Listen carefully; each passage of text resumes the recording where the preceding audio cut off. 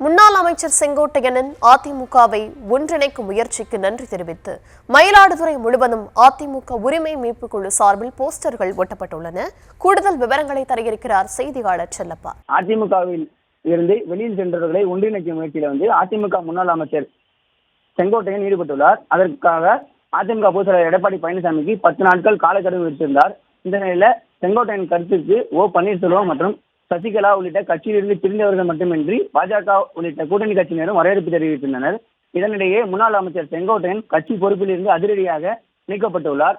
இந்த நிலையில செங்கோட்டையன் முயற்சிக்கு ஆதரவு தெரிவித்து மயிலாடுதுறை நகரில் பழைய பேருந்து நிலையம், புதிய பேருந்து நிலையம், கச்சேரி சாலை, கண்ணார் தெருமுக்குட்டு, ரயில்வே நிலையம், மணிகுண்டு சாலை உள்ளிட்ட பல்வேறு இடங்களில் சுவரொட்டிகள் ஒட்டப்பட்டுள்ளன.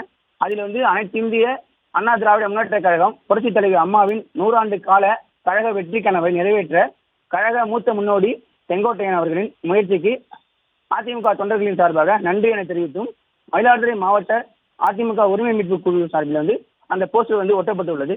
மேலும் அந்த போஸ்டர்ல முன்னாள் முதல்வர் ஜெயலலிதா, பன்னீர்செல்வம் மற்றும் முன்னாள் அமைச்சர்கள் வைத்தியலிங்கம், செங்கோட்டையன் படங்களும், பன்னீர்செல்வம் மகன்களான ரவீந்திரநாத், ஜெயபிரதீப் படங்களும் உள்ளன. மேலும் மயிலாடுதுறை மாவட்ட OPS அணி பொறுப்பாளர் வீரமணி படமும் இடம்பெற்றிருக்கிறது. இது எடப்பாடி பழனிசாமி படம் இடம்பெறவில்லை. இது மயிலாடுதுறை மாவட்டத்தில் அதிமுக நிர்வாகிகளே ஒரு சர்ச்சையை ஏற்படுத்தி இருக்கிறது. தர்ஷினி.